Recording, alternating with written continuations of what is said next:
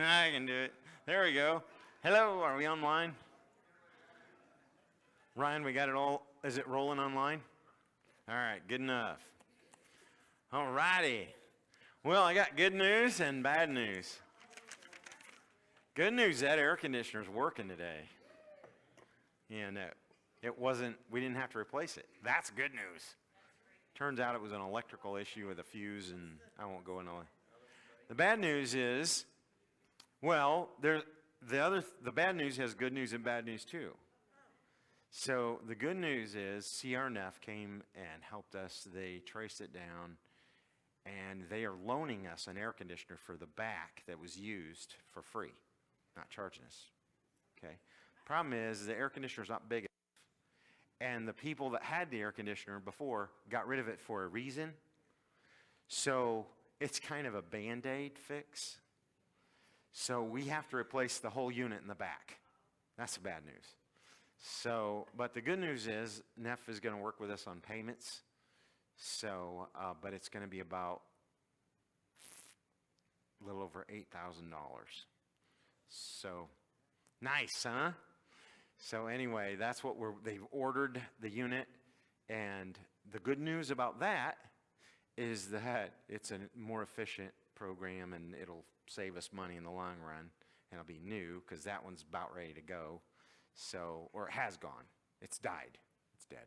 So anyway, and then the other good news is John, thank God, John has some understanding of air conditioning, and he's been in there fixing it like 3 times this morning already, right? So he's been on it, trying to keep it going. So he's kind of limping it through. And but I have to do a shout out to CRNF because they demanded that I do that, right? Shout out to CRNF for the extra work that they put in, the free time they've spent to keep us going. We use like 4 different air conditioning companies to come and try to figure it out. And 3 of them wanted to replace that whole unit, said it's bad. Finally, somebody came and put some electric stuff on it, to figure it out. And they knew what they were doing, so I'm grateful for that. Anyway, so number 14 is our lesson today, and fishing for men. I'm going to tell you, this may surprise you.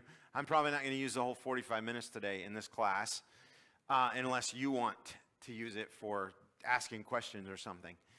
Because the lesson is really simple. It's a full page of ideas, and I actually eliminated some of the ideas.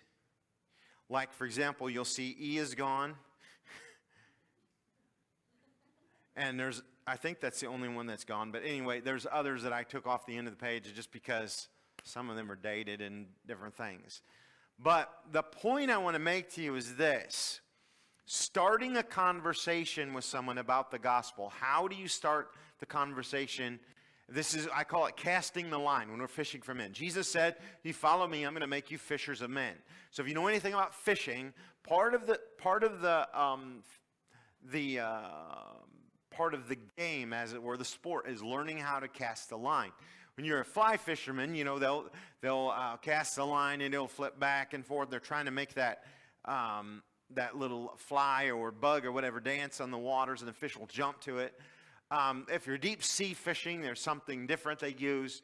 But casting the line is really important, knowing the strength of the line, knowing how to get someone. Because here's the thing. We're talking about fishing for men. We're not talking about manipulating them. We're talking about trying to bring them to Christ, right? Because of what God has to offer for them.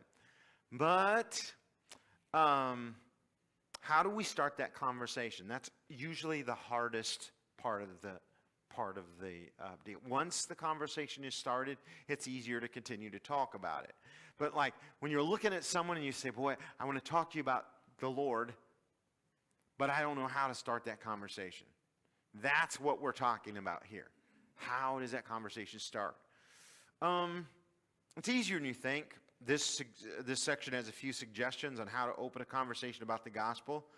The key to all of this is to always be looking for a way to speak for Christ. Watch for it. Look for the door.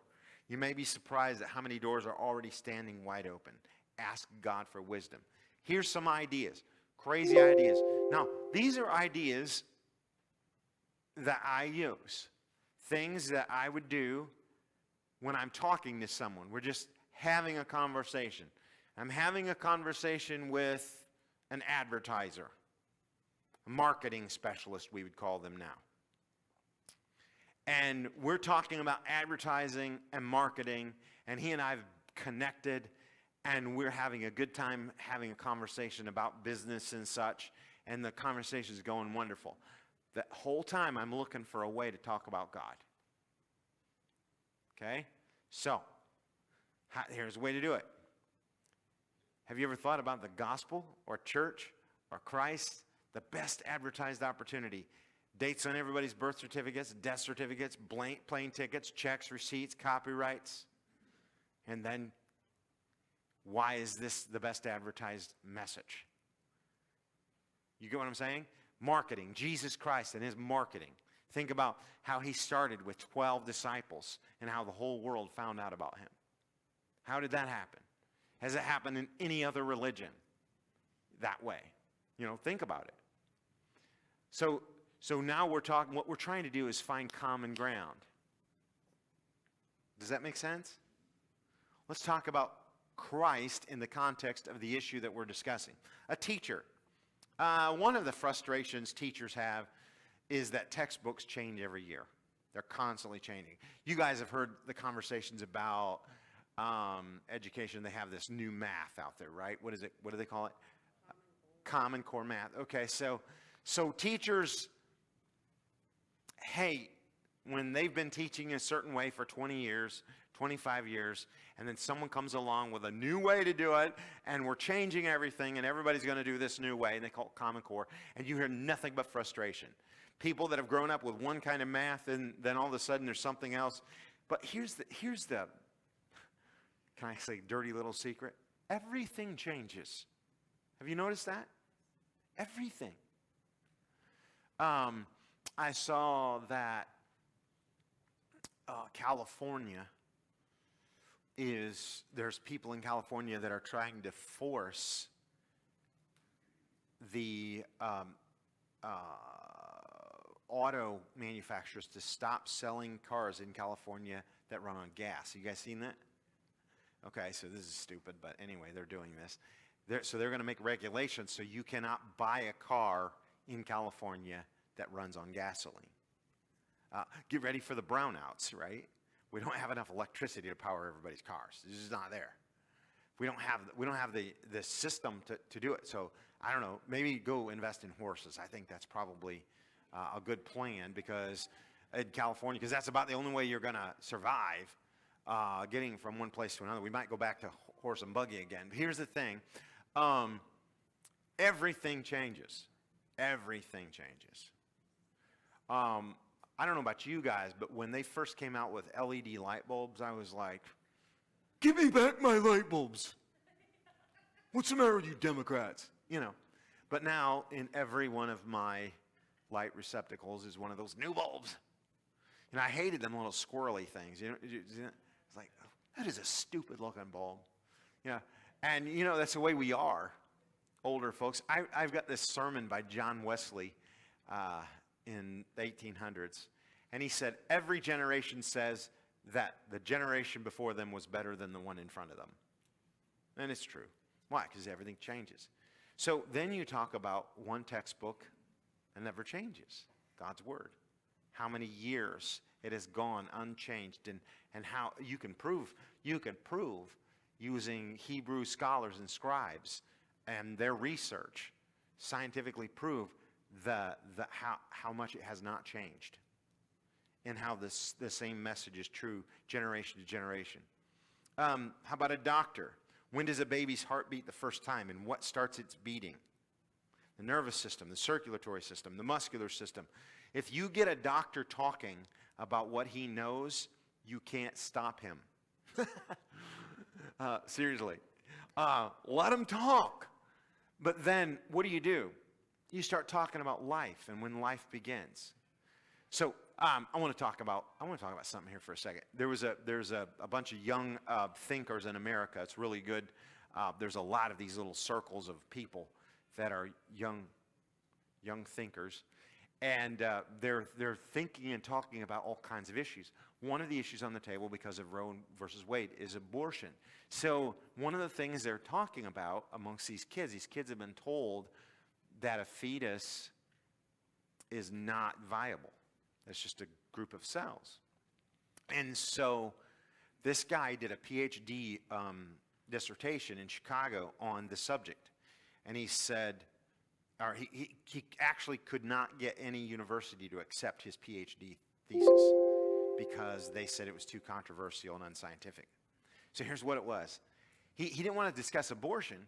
He just wanted to know, when does life begin? That's the question. So he went out and he asked, I think it was 2,900 people, just random people, who do you think, secular people, who do you think is the foremost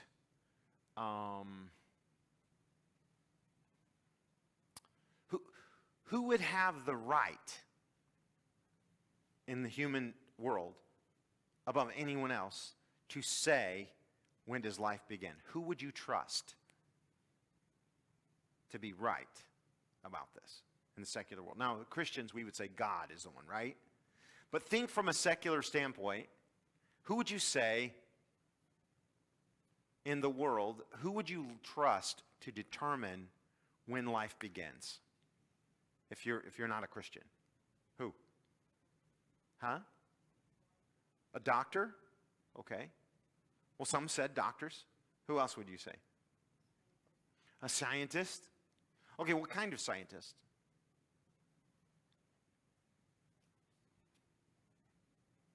So here's what the most of the people said: an academic biologist. They specified a scientist, but an academic, someone who studies things, but a biologist who studies things. So out of 2,900 people, most of them said an academic biologist. He gave them those options. So this guy went outside of Chicago. He went to the entire world. And he asked academic biologists all around the world, globally. He went to over 5,800, I believe, academic biologists. And he asked the question to them, when does life begin? 95% said at conception, fertilization of the egg is when life begins. 95% of academic biologists worldwide. So the other 5%, the answers were like this. Is this a Trump KKK survey? Are you a religious nut? The other 5% didn't answer the question. They just tried to flip it back and said, this is ingenuous. This is not a good study. It's just a simple question. When does life begin? I think that's a good question. It's an honest question. So when you're talking to someone about life, that's an interesting conversation. You can go through all these and look at different things, like a policeman, he's a minister of God. A judge, he's in the stead of God. A salesman, the best sales pitch there is. A lawyer, one day you'll be before the Supreme Court. A dry cleaner, clothes are unable to clean themselves, have to be cleaned by an outside agent. All these different things. Here's what I'm going to tell you. The bottom line in casting the line is you have to listen to where the person you're talking to is at. And you've got to find what they're struggling with. Now, I'm going to tell you something that I hope you can understand. I have watched, for years and years, I've watched this. I've watched churches send kids, teenagers, out into the world. I've watched good churches with the Bible, with the truth. I've watched kids grow up in those environments, even in Christian schools. Jim, you've seen this too, and some of the rest of you have seen this. And I've seen those kids reach a point where they say, I'm rejecting it all. I've seen it happen over and over and over again. So through my ministry, through the last 40 years of ministry, I've tried to find out why that happened. And I've tried to deal with that. And I'm happy to say that I've seen countless hundreds in the last 40 years that have grown up in church and continued in church and walk with God. And I tried to find out why. I wrote a book probably 25 years ago, 30 years ago, about preachers' kids, because I saw preachers' kids. A lot of times preachers' kids would grow up, and I was a preacher's kid. My kids are preachers' kids, and I was concerned about what would happen to them. And so, because I watched like large percentage of preachers' kids go to the world. There's a girl right now. She's kind of like devilish. Went really, can't remember her name. Last 10 years, she's been really famous. And Katy Perry. Her mom and dad are ministers in Apostolic Church or something, and she's gone really weird. I think Alice Cooper, if I remember right, his dad was a Southern Baptist preacher. Marilyn Manson's dad was a pastor. So you're like, a lot of times these preachers' kids, they don't just go bad. I mean, they go horrible. And I have known a lot of them. And so for about 5 years, I was traveling the country. First 10 years of my ministry, I was working with my dad, and then I was out on the road a lot. And I would go to youth conferences and stuff, and everywhere I went, I interviewed preachers' kids to find out why you did this. I mean, preachers' kids that were wicked and vile, I would say, tell me why you went this way. Why did you do that? You want to try to listen and learn, right? And I talked to kids that had grown up in church, and, well, I went to church when I was a kid. Well, why don't you now? I wasn't accusing them. I was telling them, tell me why. What happened? And I found out this thing. I found out that most of them completely missed the personal relationship with Christ. They missed it.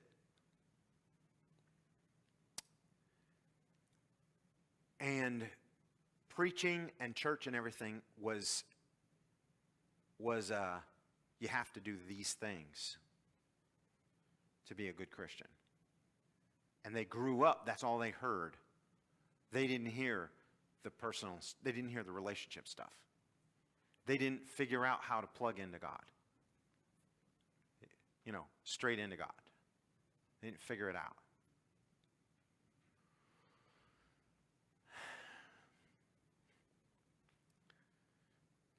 I'm going to tell you, when you're winning somebody to Christ, it starts in the youngest ages.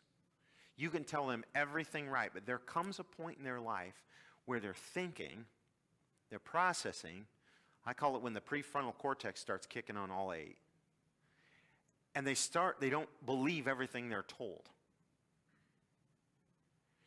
When a child is very small, you can say to them, Santa Claus comes down the chimney and gives your presents. And a child doesn't think about, how does he get down the chimney? How does he come into my front room and drink the milk and eat the cookies? Doesn't think that. He just said, Santa Claus is coming. How does Santa Claus see that I did a bad thing? A child doesn't think anything about that. You tell them, they trust you. Dad said it. It's true. Mom said it. It's true. They treat God the same way. Kids, you teach children about Jesus, they believe you. Right? But every one of them comes to a point when they start asking questions. What I've seen happen in churches is when they ask those questions, they're like, hush. Just believe. And those questions are never dealt with. And they feel like they're not allowed to ask those questions. as I've been around churches my whole life, I've noticed that Christians, there's a lot of Christians sitting in the chairs, listening to the sermons, and they're afraid to ask the questions because they're afraid that if they ask these questions, they'll be considered a bad person or not really a Christian. But there's stuff rolling around in their head that they really wonder about. And they don't have the answer for it. Am I making sense? And I want to tell you something. If you figured it out, if you've got that relationship with Christ, your job is to show someone else how. Right? And I'll be honest with you, what I just explained to you, I believe is the number one reason why most people in the pew don't win people to Christ. Because they haven't answered all the questions in their mind, and they haven't figured out what to do with all that. And so they don't know how to help someone else. Okay? So how do we fix that problem? Two things. First of all, when you're in church, I think there needs to be more opportunity to ask those questions. That's one of my, and I have, over the years, I have spent some services where I've turned it completely over to questions, but some people, hijack that and turn it into an opportunity to teach their stuff. But anyway, the thing is that I think open discussions ought to be had between Christians. Honest questions, honest discussions, hard questions, hard discussions. Don't you? And find solutions. That's one thing. The other thing is, what you know to be true, you need to share that, right? But how are you going to do that? How are you going to connect to the person that's searching? You're not going to be able to connect to them until you find out what questions they have, right? And you connect it to where they are, right? And sometimes that conversation may take 3 hours.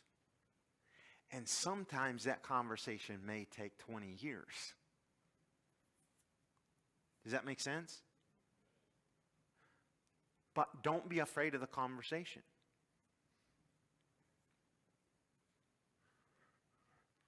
So, I hope I explained to you, in fact, this morning's message comes from a question I got from a teenager in our church. And the sermon this morning I'm going to talk to you about is the things I know for sure and how I know them. There are things I don't know, and there are things I know for sure. But that's on my mind, so that's kind of where that's coming from. So did anybody have any? Did I start any questions? Did anybody have any questions? Anything you want to throw at me? Because that's pretty much the lesson today. That's what I want to. There's no way to. It's just a simple point, and I could throw this in with 100 other things, but I thought the best thing for us to do was take the time to just think about casting the line, looking for the open door, looking for someone to tell you where they're at, and then trying to find the connection point using their life and their life experience as a farmer, for example. What would I talk about with a farmer? Resurrection. Why? Because every seed that goes into the ground dies before it comes back to life. That's a resurrection. God's saying the resurrection every time. That's a conversation. Jesus did that. He said, look, the fields are wide into harvest, right? He said, hey, I'm going to teach you how to be fishers of men. What did he do? He took the fishermen and he said, I'm going to show you this how to do this. He related to what they knew and understood. He said, you got to do that by asking questions. Find out where they're at. The teacher, the guy that runs a grocery store, labels on a can. A can tells you what's on the inside. That kind of stuff. You don't really know what's on the inside till you read the labels. You don't know what God's like until you read what he said about himself. All kinds of things like that. You got to be watching for that stuff.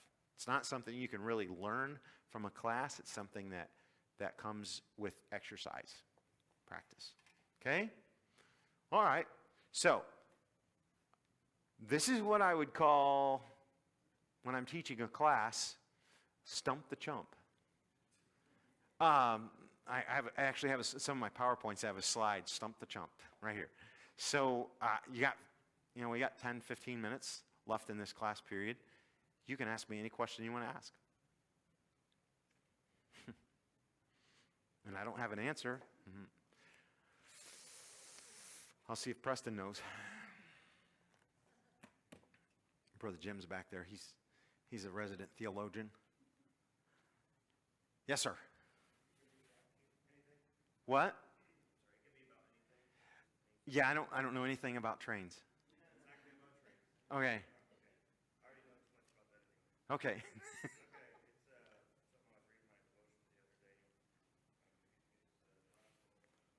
John 12:25 is the question. It's about John 12:25, so let's look at it. What's it say? And then we'll know what our context of the question is. John 12:25 says, "He that loveth his life shall lose it, and he that hateth his life in this world shall keep it unto life eternal." Okay? Question?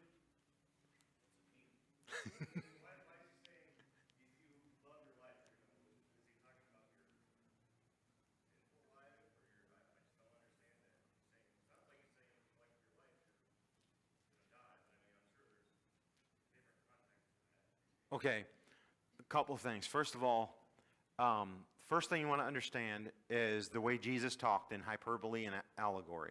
Like when he would say things like, if your hand offends you, cut it off. Was he telling you to go cut your hand off? No, he would say things by comparison oftentimes. And so you got to understand his comparisons all the time are drastic comparisons. Because he's trying to tell us, he says if a man looks at a woman with lust in his heart, he's committed adultery. Did he actually commit adultery? No, but the heart of him did. And so before God, the sin is there, right? Does that make sense? Jesus spoke that way. So that's one thing. The other thing you want to look at is context of this verse. And when I'm talking about context, I'm not talking about just the immediate context. I'm talking about every time he dealt with this subject. For example, when he said, the rich man who said, I'm going to tear down these barns and build a bigger. He said, thou fool, tonight thy soul shall be required of thee. Remember what he said, it's better to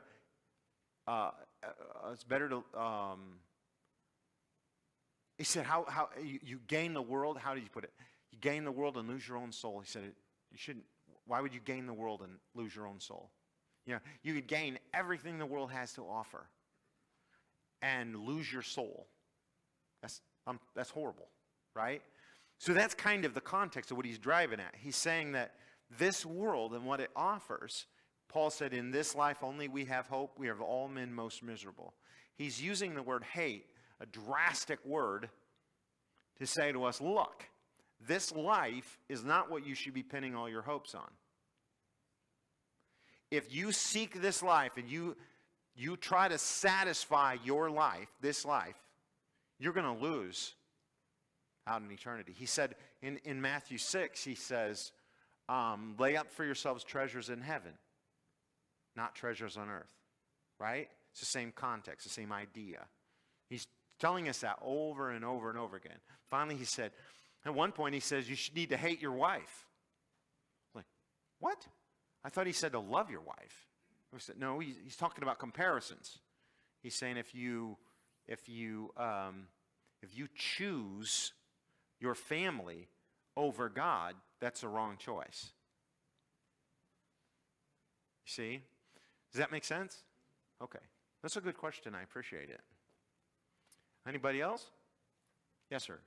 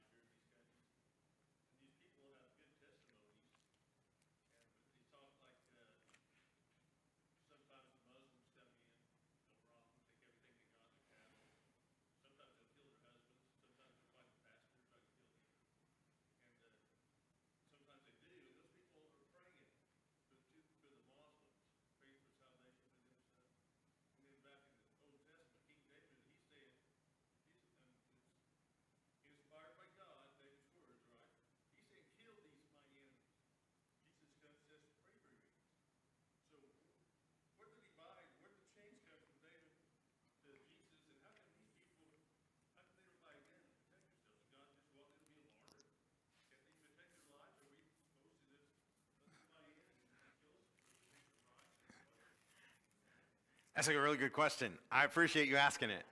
Okay, so there's a lot of questions there, though. There's several things, right? So John's asking, for those of you listening online, John's asking the question about, he's reading about Voice of the Martyrs, and all these people are just praying for their enemies, and then he's comparing that to the Old Testament where David said, kill my enemies. I mean, he says in one verse, one psalm, I was typing the Psalms out to read in church one day, and I'm like, oops. Said, let's dash their children's heads against the stone. I'm like, how can we get a blessing out of that, Lord? It's like, I don't really. So David is praying for vengeance in the Old Testament. And how did that happen that we're not supposed to? Jesus said, love your enemies, pray for them. And then the follow-up question is, then are Christians not supposed to have guns and defend themselves? Which, honestly, that's where the pacifist comes in. The Amish and the Mennonites, they believe that we should not defend ourselves. So first of all, there's really two questions. Let's take these two questions. The first question is, what happened from the Old Testament and the New Testament? I've found throughout the Old Testament, the Jewish people were really interested in vengeance. Now, you'll see them writing, you say by the Holy Spirit, but just because they wrote it doesn't mean that's what God wanted them to write. But in some cases it was. Sometimes it was God's voice through theirs. And you go to the New Testament, he says, vengeance is mine, saith the Lord, I will repay. And understand that vengeance is a real thing, it's a real feeling, and God will balance the books. But he tells us, Christians, he said, don't you be vengeful. I'll take care of you. I'll wreak the vengeance for you. So he's don't be vengeful. And so I think that's the issue right there, is vengeance. In the New Testament, we are not supposed to have vengeance. We're supposed to give it to God and trust and be willing to lay our lives down in sacrifice for someone or something. And I think that's also viable. Does that mean Christians should never defend themselves? This is something I have wrestled with. Now, I'm going to be honest with you.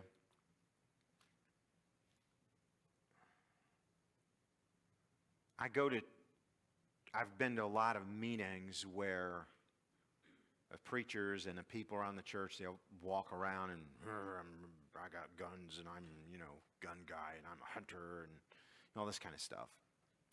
And it kind of turns me off, to be quite honest with you. I have a concealed carry permit, but I don't carry a gun most of the time. I would only carry a gun when I think I'm in some kind of danger. I have a friend of mine who's selling a pulpit that's bulletproof. I was like, okay, if you really feel like you're that much in danger, all right. Is it possible? Yes. Do preachers get shot in church? Yeah, it happens. Once in a great while, it happens. Should we have bulletproof glass on the windows of the church? Okay, you could do that if you wanted to. Is it necessary? Probably not.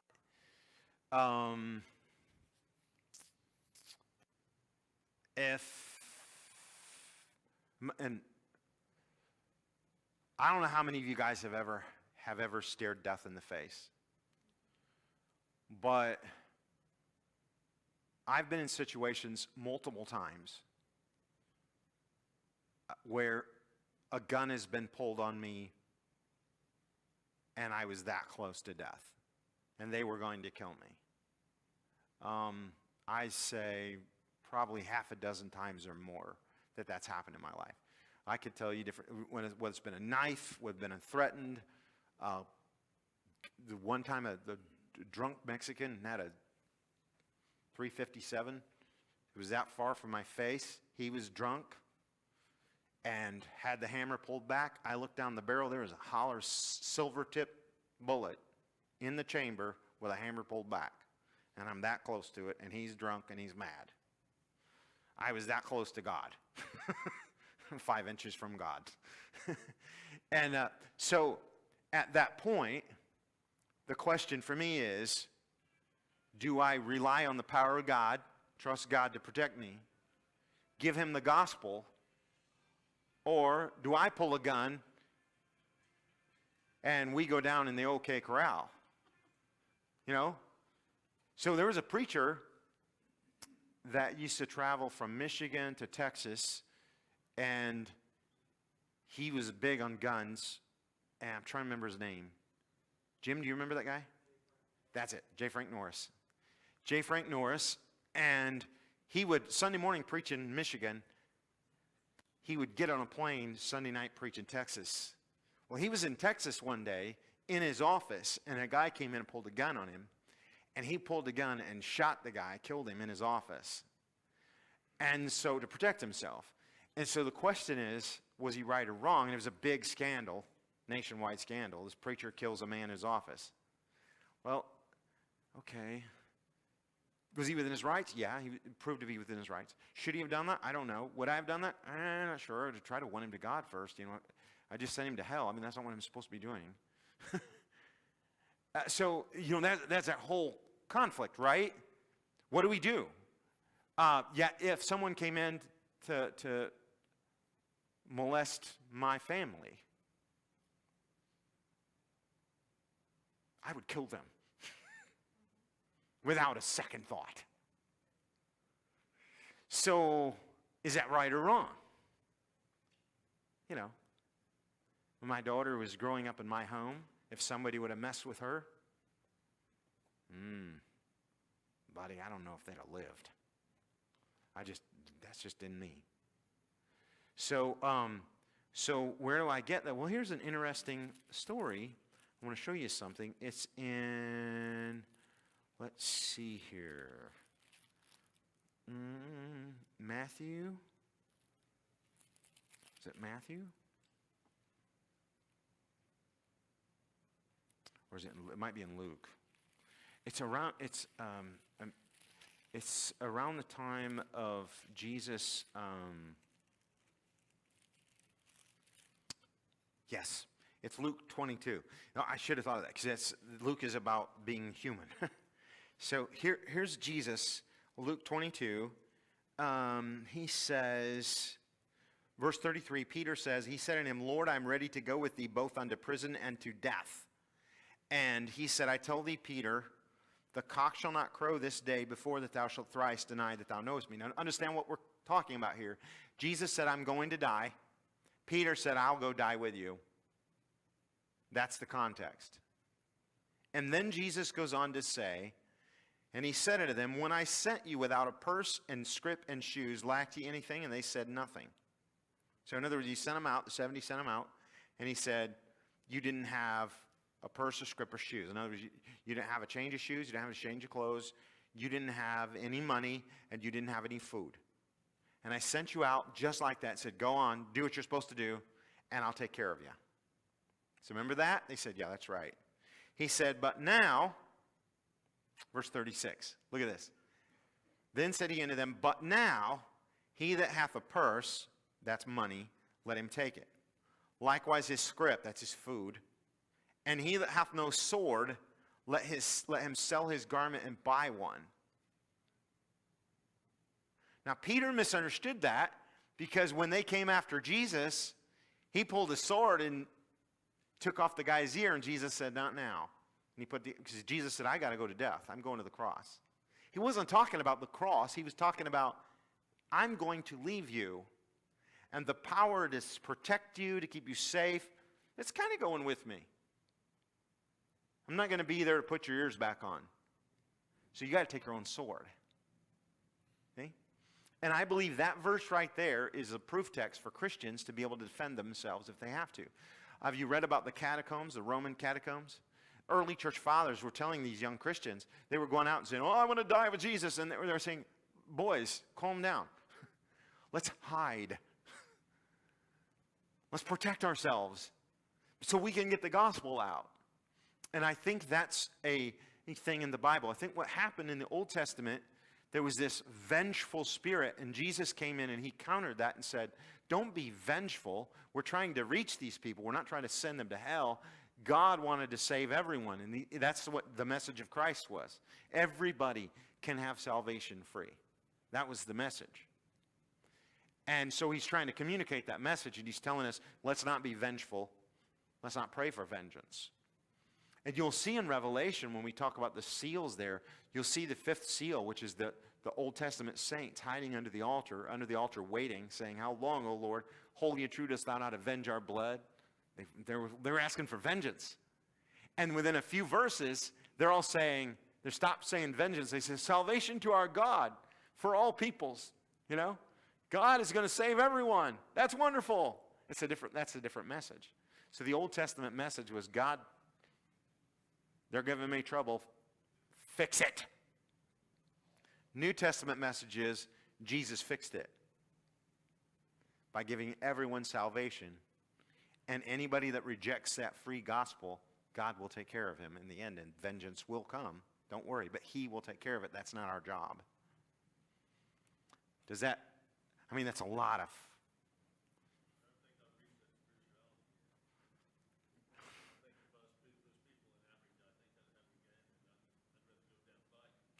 Well, and I think he allows that in that verse I just gave you.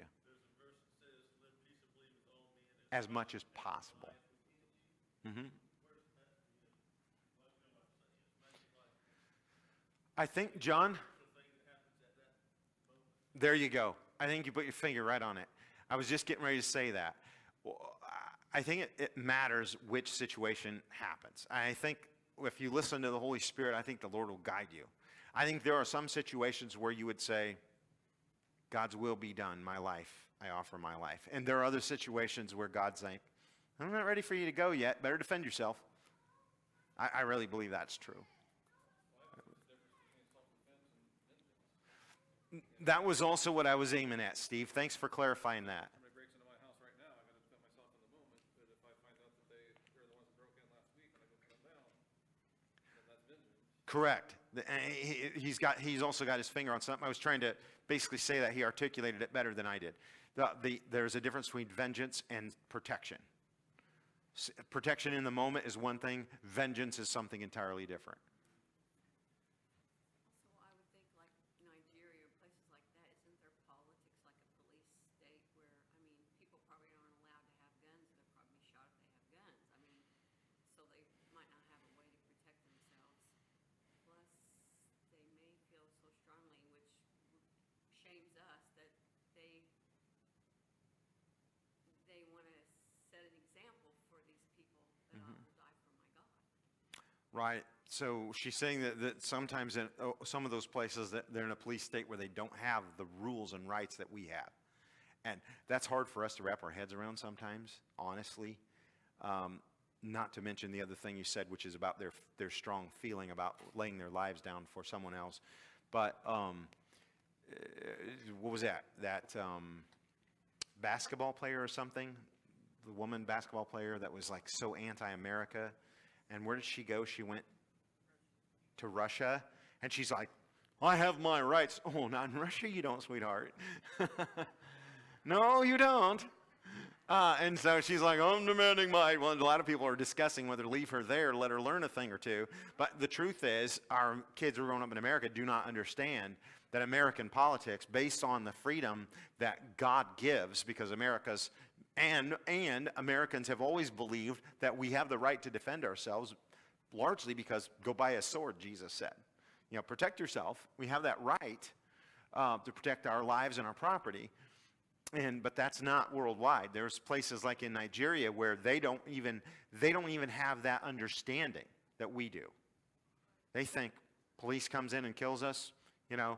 Daniel in the lion's den, the king said, you're going to the lion's den. Daniel says, well, king live forever. He had no concept of American freedom and the NRA.